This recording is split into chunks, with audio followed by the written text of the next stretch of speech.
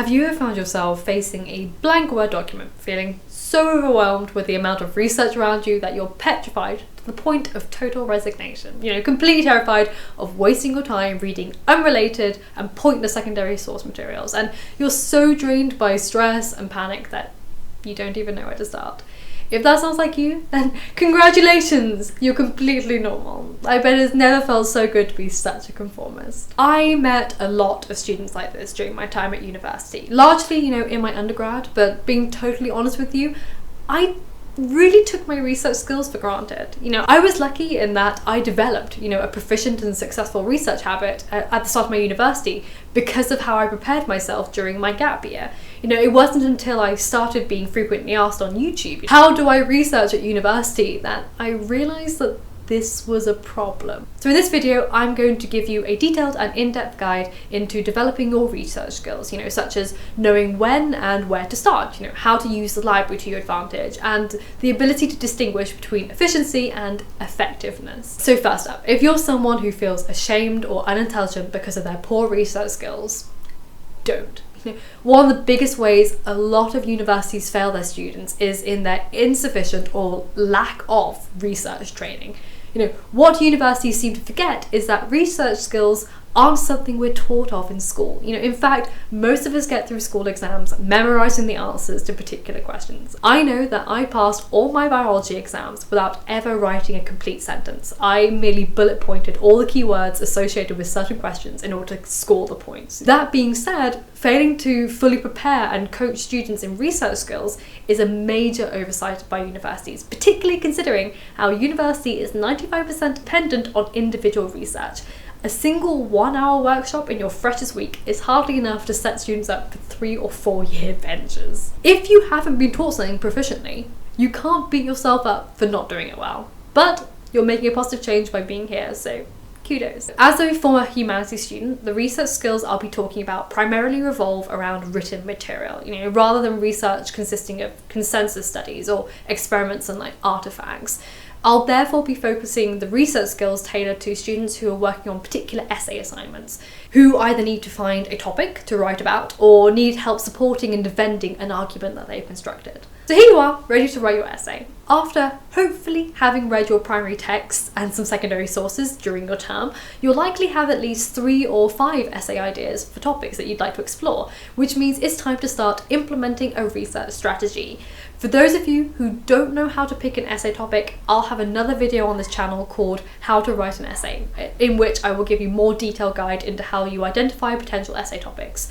I'll either link this video above in the iCard, but if I haven't uploaded it yet, make sure you subscribe to my channel and hit the notification bell to make sure you don't miss it when it's uploaded.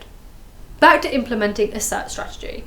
On a piece of paper, bullet point each topic of interest and spend 15 to 20 minutes identifying and locating resources for each of these by searching keywords in your library catalogue, any journal archive database, or Google Scholar. I used to spend much longer doing this process, usually around 30 to 40 minutes, but looking back on this now as, an older woman who is more interested in time management and efficiency, I would recommend sticking to 15 minutes in this process.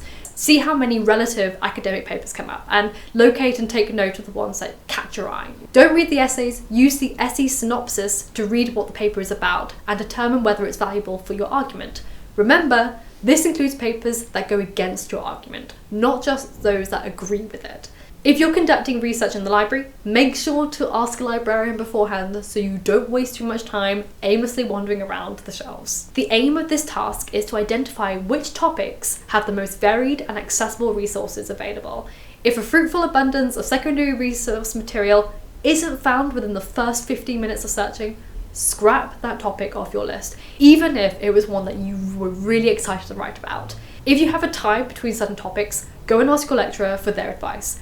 P.S. If your lecturer is interested in a particular topic from the list, it may be in your favour to write about it if they're the ones marking your paper. Just saying. Researching and writing an essay isn't about trying to be the most original indie academic who is about to take the department by storm with their totally genius and never before seen argument. It's about demonstrating a deep, insightful understanding of your primary text, not your way into becoming the next Alberto Manguel. So now that you've picked your essay topic, It's time to get stuck in without getting sticky. Start gathering together books and essay PDFs online that will help you form a compelling argument. Formulating an argument is a whole other video in itself, but if you'd like me to cover that in one of my videos in more detail, do let me know in the comments down below. However, for now, the key traits of a compelling argument are its specificity, its somewhat originality, usually an argument that is constructed outside of the box, demonstrating a student with independent thought, its defensibility, and its contestability. With all these points in mind, read through the essays you've collated for yourself and evaluate your resources, determining which ones will become your core resources.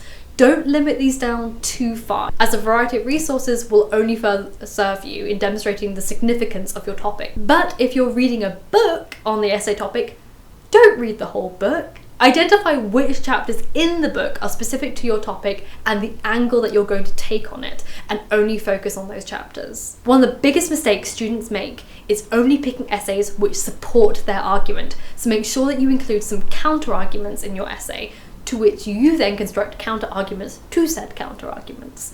I used to find it manageable to engage with 5 or 6 secondary resources intimately, but I would say 4 to 5 is a good number for standard undergraduate assignments. I will be making another video on how to read research papers and essays, which will either be linked up above or uploaded, so please make sure to subscribe so you don't miss it when it's uploaded. However, something I would like to mention briefly now, which will be covered in more detail in that video, is write your essay as you research. This may sound really confusing and scary at first, but trust me, writing and researching simultaneously is a major lifesaver. I won't go into how to do that in this video, I'll do it in the next one, but it's a fact I really wanted to highlight here, just in case people watch this video without knowing that research is symbiotic with essay writing. Aside from writing as you're researching, it's important to hold yourself accountable for researching effectively and efficiently. Once you get into the swing of research, it's really easy to fall down rabbit holes and waste a lot of time focusing on the wrong details. While spending a lot of time gathering research may sound like it falls into the productivity category, I'm afraid it's just a veiled, fancy way of procrastinating. Other common mistakes many students make are over-archiving. Most students use online academic journals to access research papers on their subject, but once they've found a couple, they may spend hours or even days trying to find every single paper on the same topic available to them online. This is basically the academic version of over-Googling. You know when you have certain symptoms of an illness, and even though you're convinced it's condition X, you spend the next 3 hours cross-checking your symptoms across all the medical sites available to you, just in case. Stop. This doesn't make you mentally or physically any better, it just wastes time and it doesn't utilise the knowledge that you have now. Same with essay searching. Only employing one kind of source to support their research.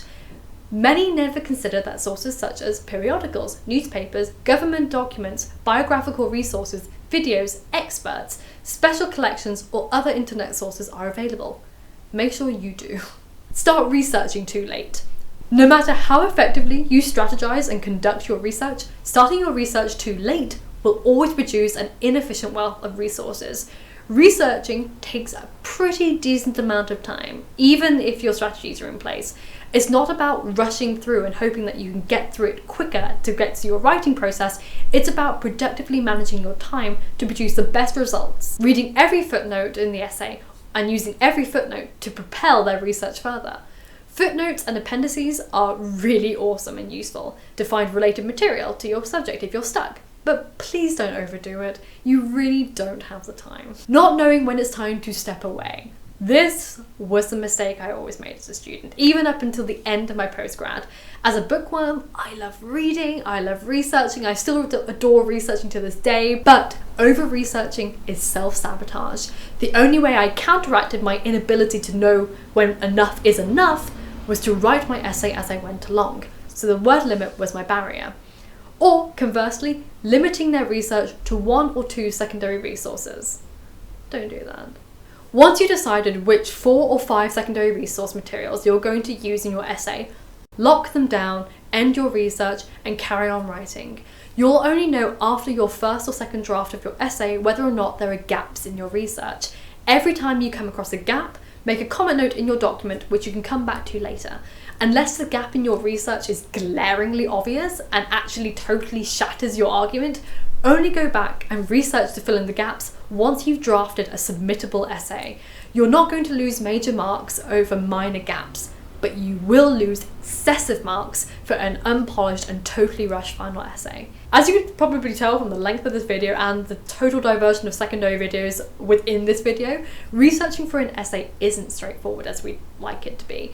But taking the time to really manage your time and prioritize your energy and focus can really transform the levels of your anxiety and stress towards your essay writing, as well as your relationship with studying and the final result.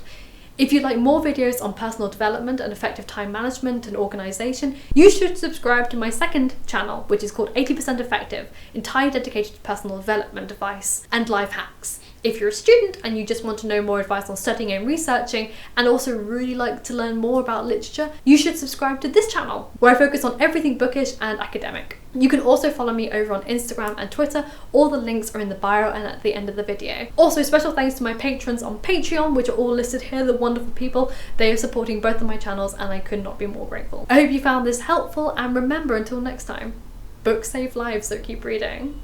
Bip bip.